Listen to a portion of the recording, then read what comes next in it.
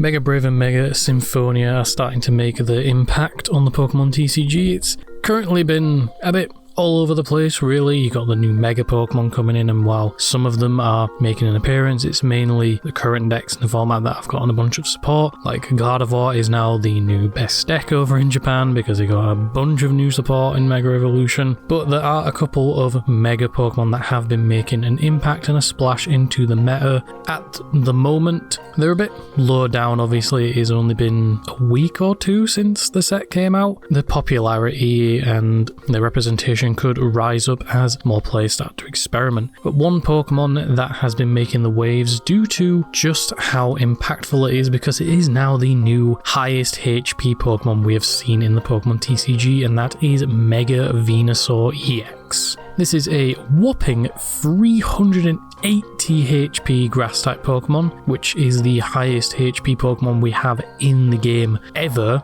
Like, Pokemon HP has just been steadily increasing over time, and now we've almost reached Pokemon with 400 HP, which is just ridiculous to think about, to be honest. So Mega Venusaur EX has an ability as well as an attack. Its ability is Solar Trans. It says as often as you like during your turn, you may move a basic grass energy attached to one of your Pokemon to another one of your Pokemon. Very similar to other cards we've seen in the past that are able to just move around as much energy as you want onto your Pokemon. And then its attack, Jungle Dump, for 4 grass energy does 240 damage, and then you can heal 30 damage from this Pokemon. Decent damage, 240 for 4 energy is a bit steep, but it's a grass Pokemon and you can just move all the energy from your other Pokemon onto itself. Plus we have other Pokemon in the format that can just attach grass energy onto themselves for free. Teal Mask Ogerpon is the main partner for this deck, with Teal Dance being able to just attach grass energy and draw. And then you can just use Mega Venusaur to move all those energies onto itself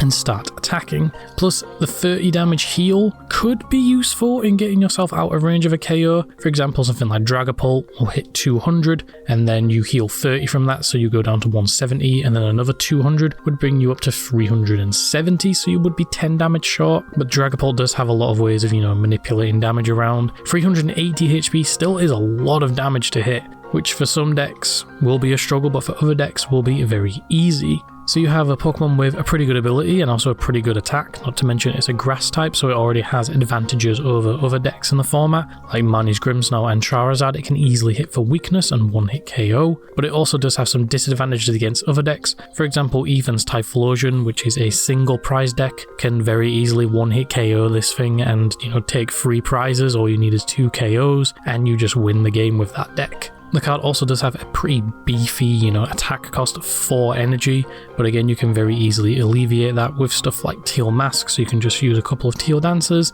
move those energies, attach for turn, and now you can start attacking, and the heal is very nice of getting you out of range of possible 2-hit KOs. But the main reason why this card is seen play is because of a new stadium that is very reminiscent of a card we had back in the X and Y era, that being Forest of Vitality, a new stadium card which says each player's grass Pokemon can evolve into grass Pokemon on the turn that they are put into play, except each player's first turn. So this is basically kind of like Forest of Giant Plants, but with Forest of Giant Plants you could evolve on the first turn, and you also didn't have to evolve a grass Pokemon into another grass Pokemon. It was just your grass Pokemon can evolve on the first turn. So that led to a bunch of extremely degenerate situations where you could evolve into something like Vileplume, which prevented your opponent from playing item cards. You could evolve into something like Shiftry, which, while was a dark Pokemon, it could evolve on top of a grass Pokemon, and you basically flip a coin and shuffle one of your opponent's Pokemon into the deck. You kind of get the idea. The card was very strong, very degenerate, and this is kind of like a more balanced version. You can't use it on your first turn, obviously, because Pokemon can't evolve on the first turn. It doesn't bypass that, but during your next turn you can very easily get a Bulbasaur straight into a Mega Venusaur, which is incredibly strong. Plus, on any future turns, you could just bench a Bulbasaur, then evolve into Ivysaur and then a Venusaur, which is incredibly powerful. Plus, this opens up room in the deck to play other grass support Pokemon. You obviously have, the Toedscruel, which says that your opponent can't put cards from the discard pile back into the hand. Very strong lockdown effect, so you could put down a Toedscruel and immediately evolve into a Toedscruel later on in the game. However, I feel that Forest of Vitality, while it is good for the deck, it's also kind of a crutch for the deck, because looking at deck lists, they heavily heavily rely on Forest of Vitality in order to get themselves going. The deck doesn't play any copies of Rare Candy. All you play is max line of Bulbasaur and Ivysaur, and then obviously Mega Venusaurs, maybe like 3 copies. You have stuff like Bug Catching Set, which is very good, being able to look at the top 7 cards of your deck and get a grass Pokemon and a grass energy, or a combination of the two, so you can very easily grab out anything you may need. Lists are playing stuff like Turo, so you can very easily just pick up a Mega Venusaur, put the Bulbasaur back down, and then just evolve back into Mega Venusaur. You will have to get those energies back onto it because it's 4 energies, and Turo doesn't let you put the energies back into your hand, it discards them. Taking a look at the current Japan tier list, obviously we are into the very early stages of these sets being out. For some reason there's a free tier list on Pokébook, I don't know why that is. I'd say roughly around a 4% representation. It's currently in the tier 3B tier,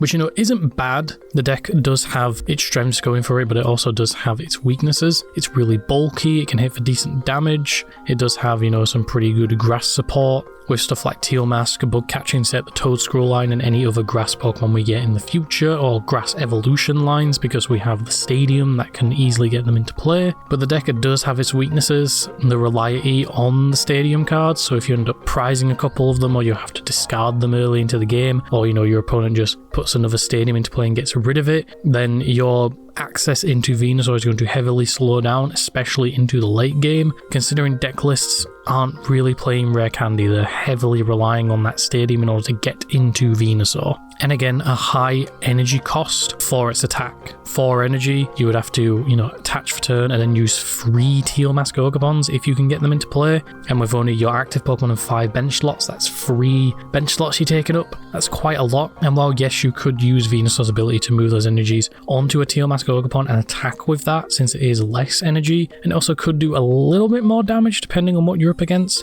it's still a pretty heavy cost. Yes, it does do a lot of damage, yes it heals, but it is a bit of a heavy cost. But we could get more grass support in the future, you know. Pokemon seem to be printing a bunch of psychic support recently because, you know, Gardevoir wasn't already the best deck, so we could see some more love for grass Pokemon as we've seen in the past. I think at the moment the deck is probably going to stay around where it is. It does have its advantages and it does have its weaknesses, it does have its good matchups and it does have its bad matchups, so on and so forth. I think at the moment it's a pretty decent deck, a very roguish tier deck, which could get better in the future if we get more grass support, or could start to fall off as, you know, more support for other decks comes out. So I can see the game plan of this deck is to just get a Venusaur into play, start attacking with it. If it's taking some damage, maybe Turo it back up, put another one into play, start attacking with that one, so on and so forth.